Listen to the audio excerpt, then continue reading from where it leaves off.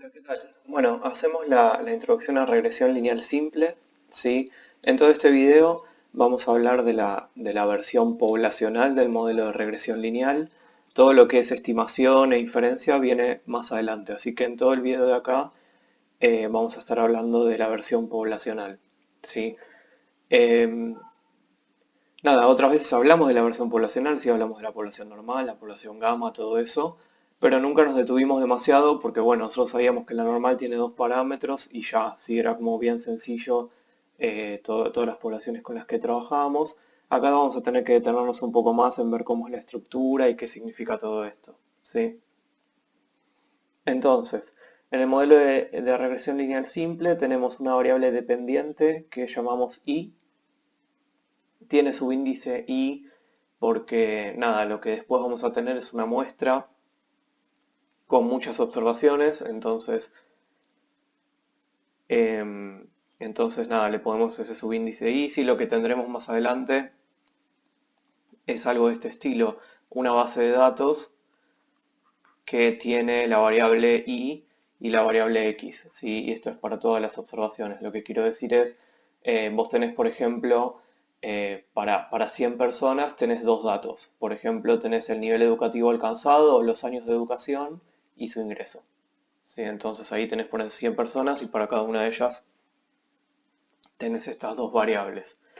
Eso es cuando tengamos la muestra. Por ahora, estos son variables aleatorias. Yo eventualmente sacaré, saldrá algún número cuando efectivamente saque la muestra. Si entonces tenemos la variable dependiente que voy a llamar y, la variable independiente que es la que llamo x, un término de error que llamo u, ¿sí?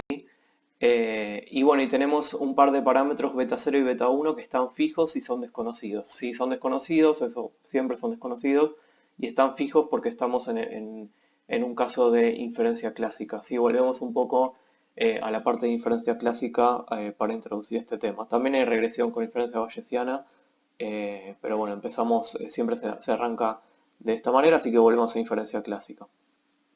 Entonces beta 0 y beta 1 no sé dónde están, pero están en algún lado y están fijos, ¿sí? Eh, y acá tenemos escrito el modelo. Si recuerden que acá todo es poblacional, entonces yo sé que la variable y la voy a poder pensar como una función de la variable, una función lineal de la variable x que tiene un intercepto. ¿Sí? En algún lugar estará beta 0, no sé, supongamos que está por acá. Y bueno, y tiene una pendiente.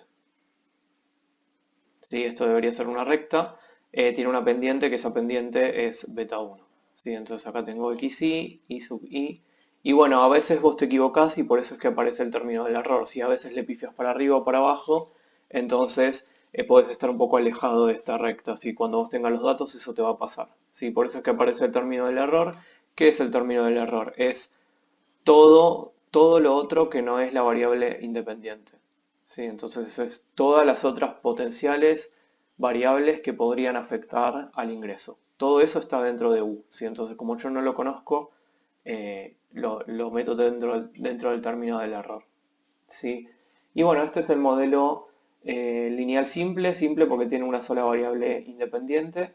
Eh, Lineal porque beta 0 y beta 1 entran linealmente, sí, son parámetros que entran linealmente.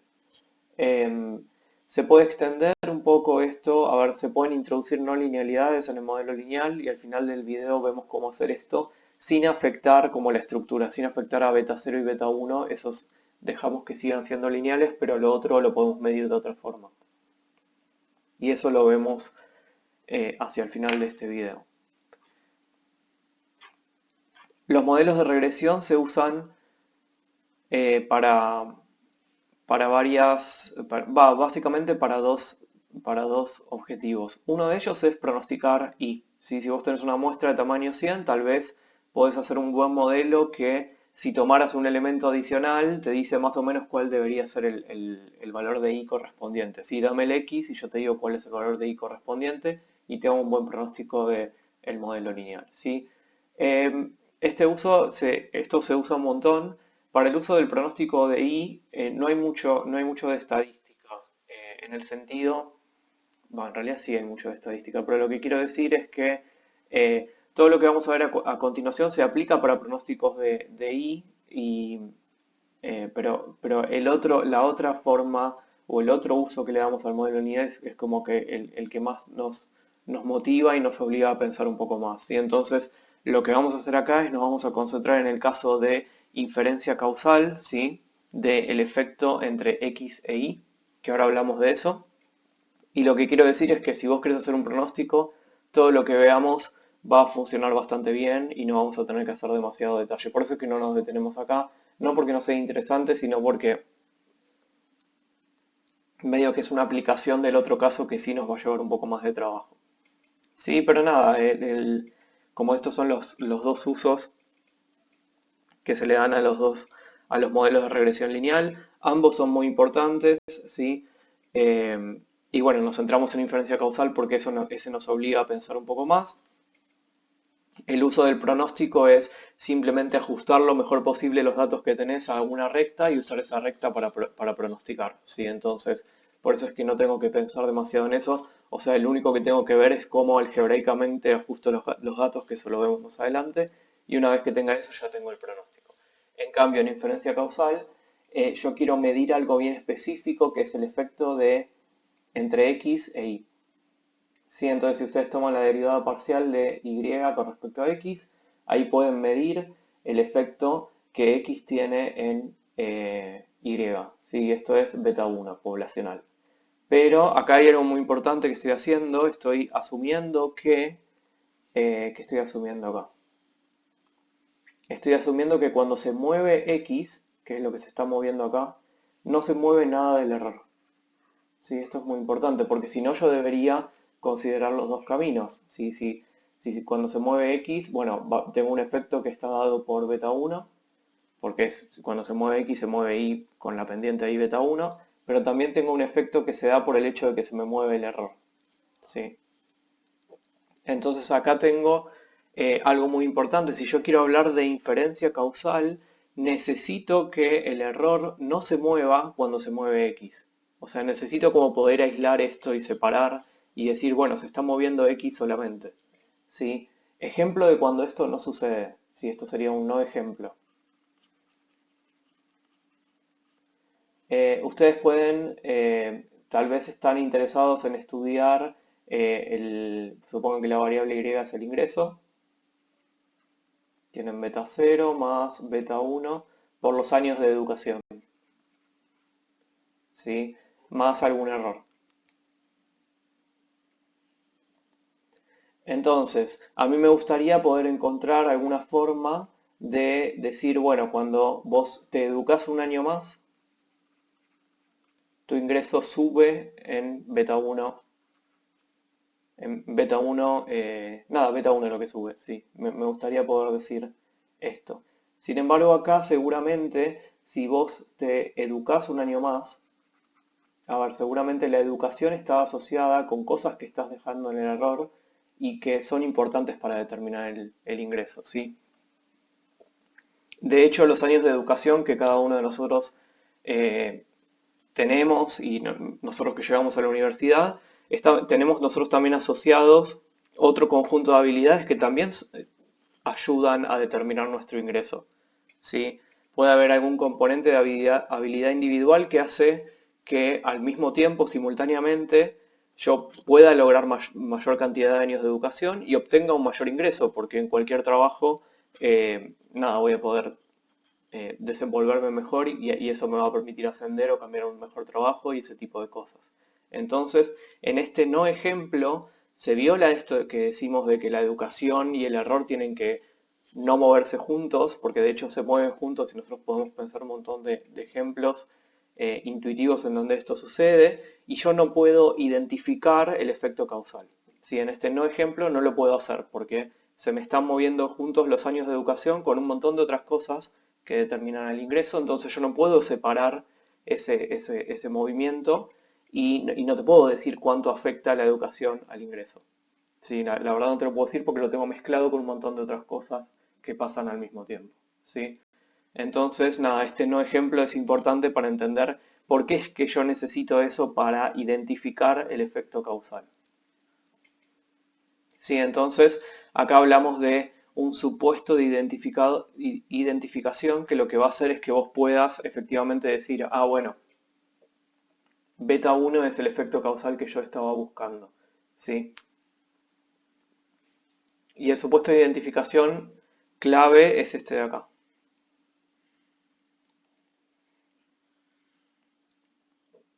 Empiezo igualmente por el primero. El primero dice que los errores U en valor esperado tienen que ser 0. Sí, o sea que vos te equivocás a veces para arriba, a veces para abajo, pero en valor esperado no te equivocás. Sí, o sea, o se compensa en realidad, no es que no te equivocás. Se compensan en valor esperado. Ese es un supuesto que no me molesta demasiado porque como yo al modelo le voy a dar una constante, lo que hago es ajusto la recta de manera tal que, bueno, en valor esperado, o sea, si en valor esperado me equivocaba más de si en valor esperado me daba positivo el error, bueno, subí un poco la recta, así te queda bien. Si lo que estoy diciendo es que vos tenés un conjunto de puntos, con ese beta 0 voy a poder ajustar la recta para arriba o para abajo tal que en promedio te equivoques 0. ¿Sí? Entonces, este primer supuesto de identificación en realidad no me molesta tanto si no es tan restrictivo. El segundo es el que es más importante, que es el que me está diciendo esto mismo, la relación que hay entre la variable independiente y el error tiene que ser 0. ¿Sí? La covarianza entre la variable independiente y el error tiene que ser 0 y esto es lo que se conoce como exogeneidad o supuesto de exogeneidad o supuesto de identificación. ¿Sí? Noten que simultáneamente esto, si uno pone la definición de covarianza, esto implica lo que está acá, ¿sí? Ambos a la vez. Así que esto lo pueden mostrar, es una pavada de como una esperanza, como hay una de las esperanzas que es 0, sale fácilmente. Y bueno, este es el supuesto de identificación clave, ese que estoy marcando ahora, porque lo que me dice es que tu variable dependiente y el error no están asociados, entonces vas a poder identificar el efecto causal. Si tenés variación exógena de la variable independiente y con eso capturás cuánto se mueve la variable dependiente y decís, ah, bueno, este es mi efecto causal. ¿Sí? Entonces, con estos supuestos trato de identificar beta 1. ¿Qué quiere decir identificar? Identificar quiere decir, bueno, ¿quién es beta 1? ¿Sí? Porque en otros modelos que nosotros trabajábamos, que era por ejemplo, no sé, el mu de una normal, yo sé quién es mu. Mu es la esperanza de la normal. ¿Sí? En el sigma cuadrado de una normal, yo sé quién es sigma al cuadrado, es la varianza de la normal. Si no tengo muchos problemas de identificación porque medio ya sé quiénes son los parámetros. En este modelo lineal, yo sé que beta 1 es el efecto causal que yo quiero recuperar, ¿sí? Pero no sé bien quién es. ¿Sí? ¿Qué es una esperanza? ¿Es una varianza? ¿Es un coeficiente de asimetría? ¿Qué es? Entonces por eso es que hablamos de esto de que queremos identificar a beta 1. ¿Sí? Entonces beta 1 es lo que queremos estimar, pero antes de estimarlo tenemos que saber qué es. ¿Es una esperanza? ¿Es una varianza? Sí, porque eso me va a dar una idea de cómo estimarlo. ¿Sí? Y bueno, la pregunta es entonces, ¿cómo identifico beta? Lo identifico usando, ¿cómo identifico beta 1? Lo identifico usando los supuestos de identificación. Puedo usar estas dos cosas. Entonces acá tengo el modelo lineal de espejo U, que es el error, me queda I menos beta 0 menos beta 1 por la esperanza de X. No, por X. ¿Sí? Y yo sé que la esperanza del error, la esperanza de U, tiene que ser 0. Entonces de acá se desprende que la esperanza del error, ahí puedo calcularla, es la esperanza de U, es la esperanza de I menos beta 0 menos beta 1 por la esperanza de X. Esto está igualado a 0. Y de acá me guardo beta 0, que me va a servir en un rato. Beta 0 es entonces la esperanza de I menos beta 1 por la esperanza de X. Si esto me lo guardo porque me va a servir. Y ya usé uno de los supuestos de identificación. Para usar el otro, noten lo que voy a hacer. Voy a escribir X por Y. XY por Y. ¿Sí? Que, Y era el modelo y lo multiplico por una X. Entonces me queda beta 0 por X más beta 1 por X al cuadrado más x por u. ¿Sí? Y lo bueno es que el supuesto de identificación, el segundo, este de acá, el de la covarianza entre x y u igual a 0, que implicaba esto otro, implica que si yo le tomo esperanza a todo esto, el último término se me hace 0, porque era lo que teníamos acá, la esperanza de x por u te daba 0, así que voy a hacer eso. Sí, entonces tengo que la esperanza de xy y tiene que ser igual a beta 0 por la esperanza de x más beta 1 por la esperanza de x al cuadrado más nada, porque esto de acá, la esperanza de x por u, ya vimos que por nuestros supuestos de identificación nos daba 0. Así que eso es lo que estoy usando acá. ¿Sí? Y por eso es que yo puedo no escribir ese último término. Y ahora lo que voy a hacer es despejar beta 1 y enchufar, o bueno, hago primero eso. Primero meto la expresión de beta 0 acá y después despejo beta 1 porque ahí me aparece otro beta 1. Así que me conviene tener eso. Bien, entonces la esperanza de x por y es igual a beta 0 por la esperanza de x, o sea, esto de acá arriba multiplicado por la esperanza de x, esto va a ser la esperanza de y por la esperanza de x, menos beta 1 por la esperanza de x al cuadrado. Si tengo dos veces la esperanza, entonces la esperanza al cuadrado. Sí, que esto es el beta 0 por la esperanza de x, el primer término. Y ahora tengo acá más beta 1 por la esperanza de x al cuadrado, adentro del cuadrado. ¿Sí? Y ahora finalmente sí lo que hago es despejar beta 1. Entonces resulta que beta 1 voy a tener arriba la esperanza de xy y sub i menos la esperanza de x por la esperanza de y, paso restando. Y después, nada, saco factor común y paso dividiendo lo que queda ahí. Va a quedar la esperanza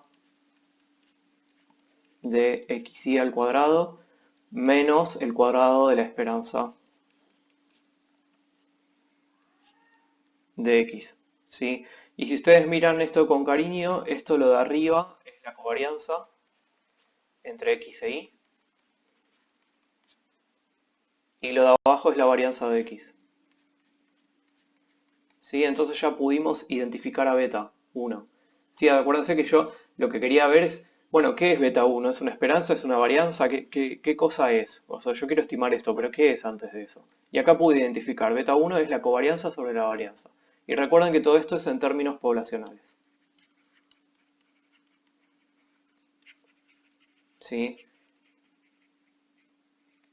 Es la covarianza entre x e y dividido la varianza de x. ¿Sí? Eso es como yo identifico esto que quiero estimar.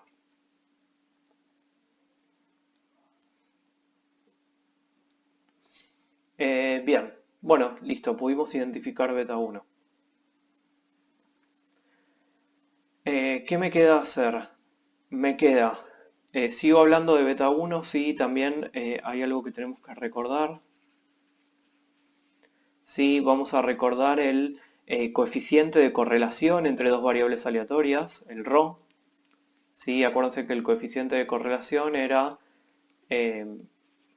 la covarianza sobre el desvío de x, sí, lo voy a poner sigma x, por sigma y. Sí. Y bueno, fíjense que este ρ, que es el coeficiente de correlación, sí, el coeficiente de correlación era una medida de asociación lineal que está entre menos 1 y 1. ¿Sí? Menos 1 es menor o igual que ρ y es menor o igual a 1 y que me medía el grado de relación lineal que hay entre estas dos variables aleatorias.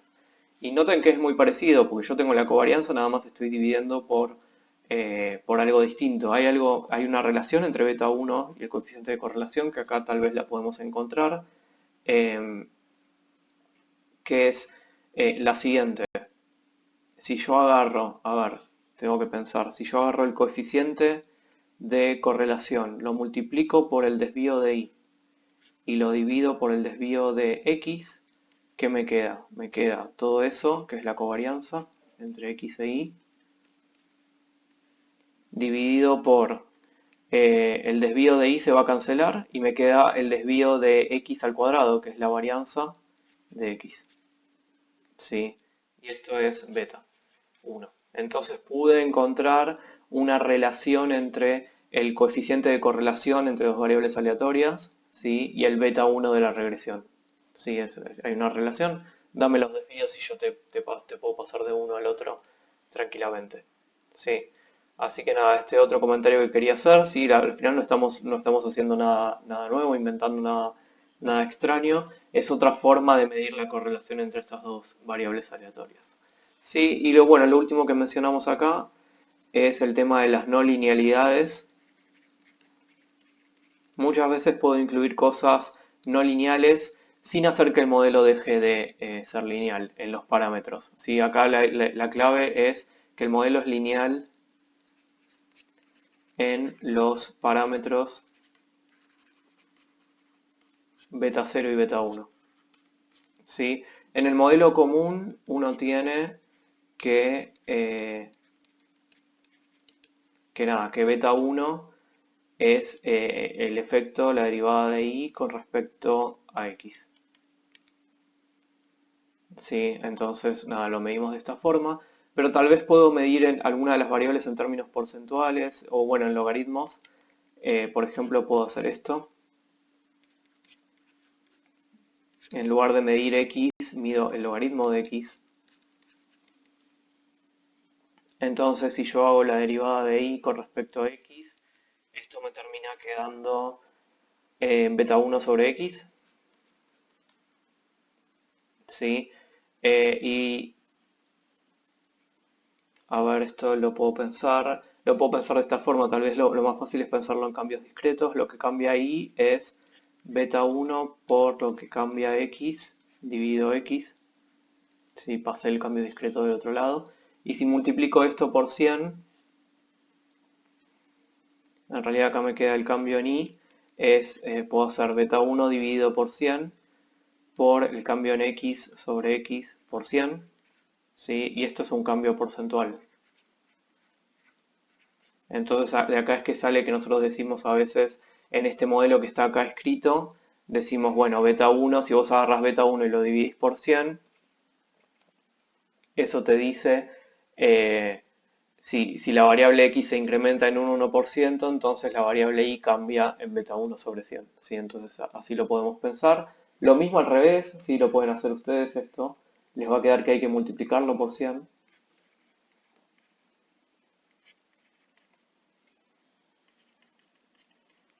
Sí, despejan y primero con la función exponencial, hacen la derivada y en un momento van a tener que multiplicar por 100, pero es la misma idea. Y también tienen el modelo en donde medimos todo en términos logarítmicos y esto también lo pueden hacer y les va a dar que no hay que ni multiplicar ni dividir por 100 y ya como que ya el mismo coeficiente beta 1 representa los cambios porcentuales para los dos lados. ¿Sí? Esto es algo que pueden verificar ustedes.